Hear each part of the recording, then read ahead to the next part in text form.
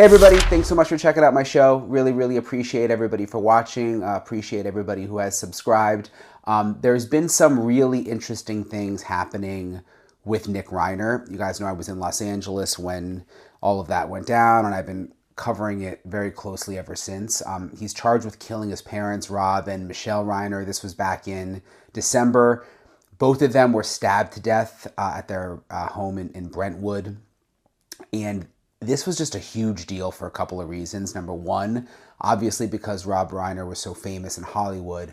But number two, because it's just so hard to imagine the idea of someone killing their parents. It's so sad, and it just leads to so many questions. What we've learned is that Nick Reiner struggled with drug addiction and schizophrenia. He's pleaded not guilty to the murders, and there's been a lot of drama surrounding him. On April 11th, 2026, according to a disciplinary report obtained by People magazine, Nick Reiner became extremely hostile towards deputies inside the LA County Twin Towers Correctional Facility. The reason for the outburst: he was forced to wait while another inmate received medical attention. Before we go deeper into what the documents actually show, make sure you're subscribed to Endless Cryme. Because we don't just cover the story, we follow the evidence. You need to understand the setting of the Twin Towers facility to understand the weight of that report. The jail does not house standard inmates. It operates as a specialized medical observation unit, a euphemism for what is essentially solitary confinement wrapped in clinical language. Nick Reiner eats his 3 meals alone. He is checked on every 15 minutes. He remains under 24-hour surveillance. Just spent months without a single personal visitor. Knowledge about the law, especially in Los Angeles, and how he believes that this case is going to move forward from here. And he knows the area, he knows the players involved, what he thinks about the new reporting that Nick Reiner could be considering an insanity defense. Those cases, by the way, are hard to win. So I'm going to get into all of it, the latest on the case, and what's going to happen next in this episode of Brian Ensign Investigates. All right, hey guys, so I want to start this episode with some of the new reporting about Nick Reiner's life behind bars. This is the environment where the prosecution says a man charged with 2 counts of first-degree murder is simply waiting for his day in court. This is also the environment where, according to reports, his mental health is deteriorating further. Visual anchor picture of vault door, not the kind on a bank, but the kind that separates a human being from the rest of the world. It clicks shut, and with it, the state says, "We will keep him safe, we will keep him sane." But every 15 minutes, a guard peers through a slot to check if the man inside has lost his mind. That is the paradox of the Nick Reiner case. The state is holding him in a place designed to break a person, while simultaneously preparing to argue that he was already broken enough to not be responsible for his actions. The report from April details that Reiner was frustrated that he had to wait and wasn't escorted back right away. Frustrated. That is the word used by the source. In a prison where men are stripped of their autonomy, where the only thing they control is their own body, he was told to wait. And he yelled, he screamed. He became extremely hostile. Deputies had to call in backup. But the report is careful to note that things never became physical. There was no violence. There was no assault. There was only the failure of a person to maintain composure when composure is all the state allows. This is crucial. This is the evidence. When Nick Reiner acts like a man trapped in a cage, the system records it as hostility. But the system does not ask why he is in that cage. It doesn't ask if the cage itself is the catalyst for the condition the prosecution will later use to argue he was sane enough to know right from wrong. We need to talk about the legal standard. The question on the table is whether Reiner will plead not guilty by reason of insanity. In California, the standard is severe. It is a burden of proof that rests on the defense.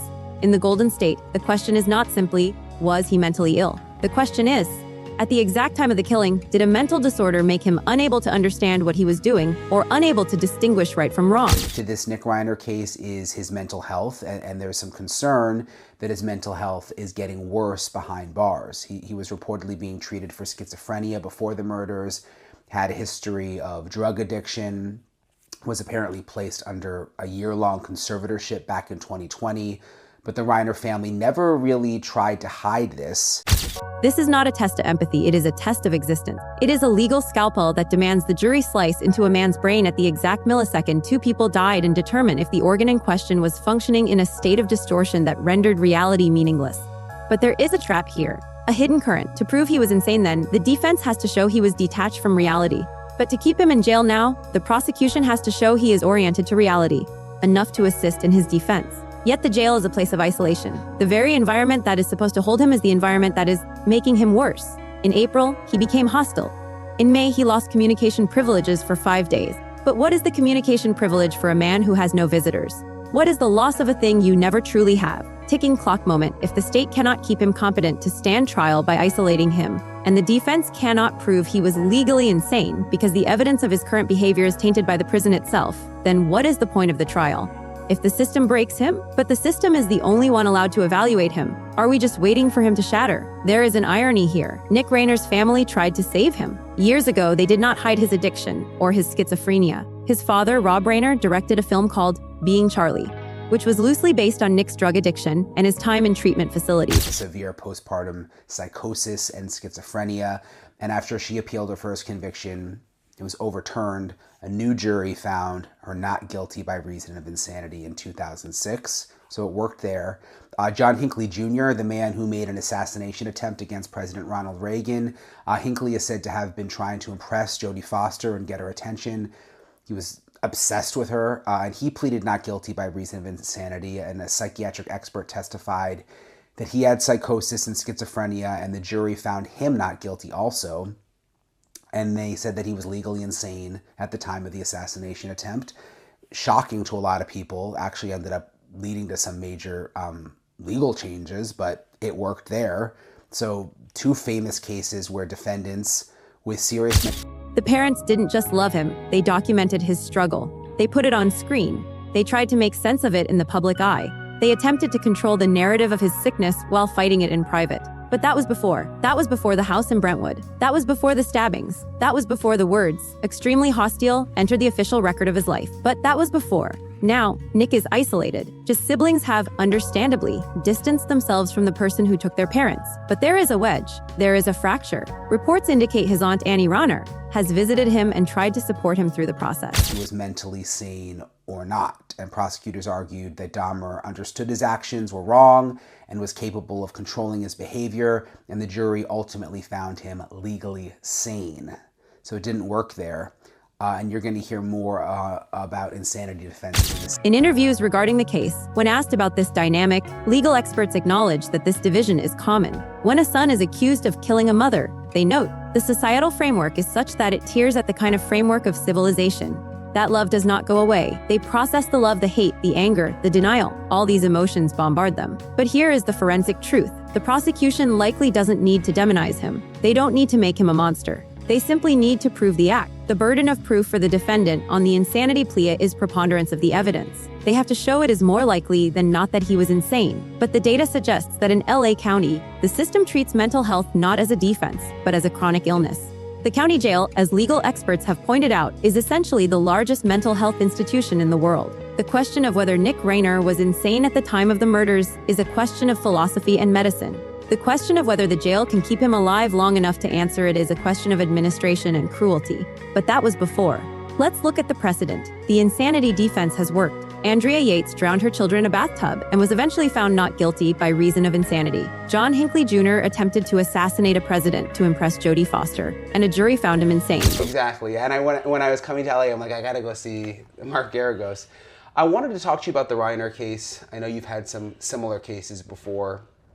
I was curious, like the latest development that his aunt has been visiting him and is sort of, I guess, expressing some support for him, and that isn't going over well with other members in the family. That's not unusual, is it? It's not unusual, and unfortunately, I've had way too many of these parricide family kind of death cases, and they're always, I always say, the worst. And this is, I mean, if I'm going to grade the worst cases in the world, it's when a child dies before the parent. But when the parent gets killed by the child, it's just awful. And that's, no matter what, there's no winners in that. The family is torn apart, they're shook, they never get over it.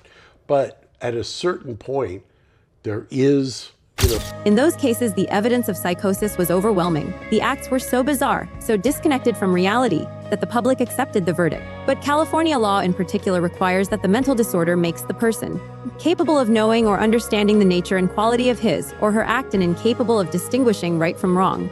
The law doesn't care if you are depressed. It doesn't care if you are schizophrenic. It cares if, in that moment, you knew the knife was a knife, and you knew the person you were stabbing was your parent.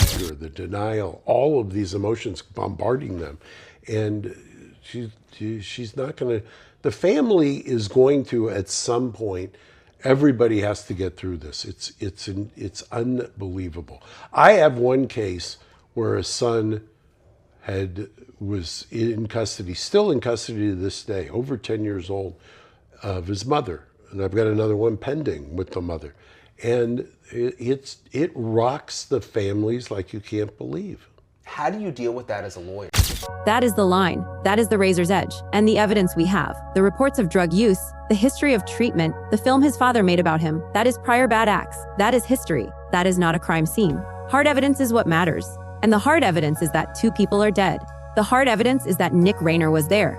The hard evidence is that he was found competent enough to be tried. The hard evidence is that he just lost his communication privileges for screaming. The public defender's office in Los Angeles has a robust mental health framework. There are specialized departments. There are revolving doors to the state hospital where patients get calibrated through medication only to be brought back to the county jail where they disintegrate and are sent back again. The cycle can take years, decades. There are cases where defendants simply exist in this loop, declared incompetent, medicated, brought to trial, declared incompetent again, until the system grows tired or the defendant grows old. That is the reality. The maximum sentence for Nick Reiner is the death penalty or life in prison without the possibility of parole. But the reality is that he might never even see the inside of a courtroom before he turns gray. There is a hearing coming up. The court will likely address the competency of the defendant. They will look at the prison records. They will see the hostility.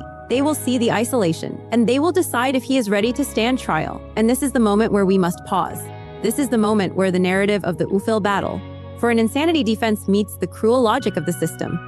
If the defense wants to prove he was insane at the time of the murders, they need him to be lucid enough to testify. They need him to be cooperative. But if he is extremely hostile, if he is fracturing, they need him to be silent. The defense must be careful. They cannot advocate for his insanity in court and advocate for his sanity in the cell. The 2 positions are incompatible. It is a line in the sand. The upcoming hearing will be a skirmish. The prosecution will likely produce the disciplinary report. They will argue that a man who can react to his environment, who can get angry about waiting, is a man who understands his environment. They will use his own sanity against him. Look, they will say, he can calculate anger, he can calculate frustration, he is not a vegetable, he is not in a fog. He is a man who is aware of his rights, aware of his limitations, and aware that he is being treated unfairly. That awareness is legal sanity. But the defense will counter. They will bring the psychologists. They will bring the history of schizophrenia. They will argue that a reaction to isolation is not proof of understanding, but proof of pain. They will argue that his behavior in jail is the symptom, not the cause. They will argue that the medical emergency that caused the delay in his escort was simply a trigger for a mind that was already off the rails. What is the definition of extremely hostile? It is a subjective phrase. It is a disciplinary buzzword. It is the administration of a system that cannot handle the sick.